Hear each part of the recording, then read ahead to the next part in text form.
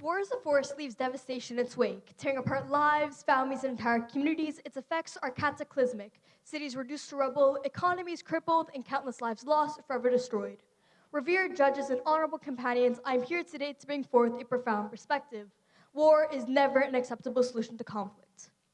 War disturbs every aspect of life, robbing people of their homes, loved ones, and hope for a peaceful future. It leaves catastrophic ruination in its path.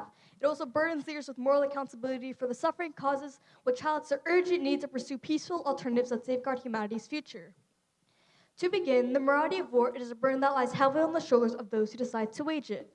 Leaders who make the grave decision to initiate war must bear the consequences for the suffering that follows. In World War II, leaders justified unimaginable destruction for strategic gain, leaving entire cities like Dresden and Hiroshima as haunting reminders of the cost.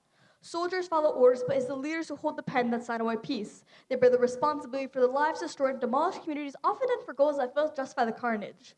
Leaders who wage war must bear the weight of its consequences. History has shown that strategic justification rarely outweighs the absolute devastation left behind. This reinforces that war can never be justified as a solution to conflict, as it brings lasting and irreversible damage to all those involved.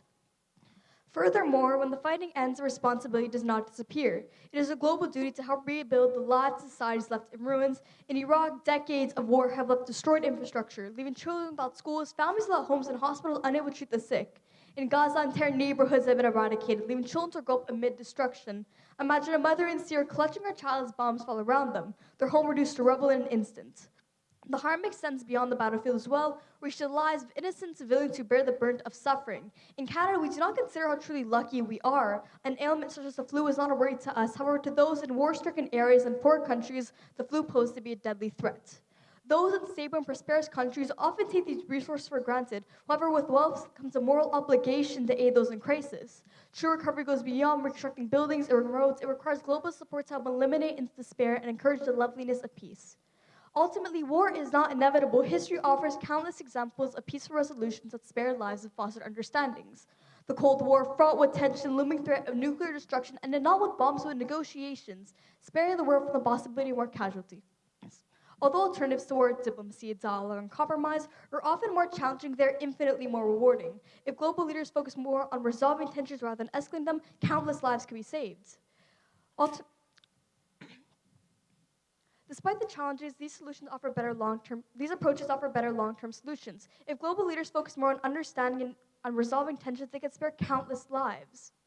At last, the consequences of war remain immense. Countries are littered with emotional and physical debris, and impossible moral burdens are placed on leaders who choose to engage in bloodshed while alternatives exist to prevent such massacre.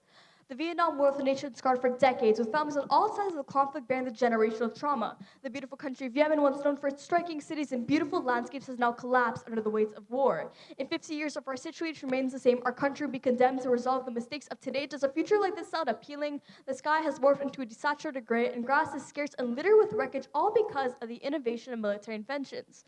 We've not gone so far as for the damage to be completely irreversible. Although it is a fact that peace is not a luxury, it is a critical need, the lives of so many hang in the balance. Therefore, we must foster understanding and diplomacy between nations to preserve our cherished humanity. Thank you.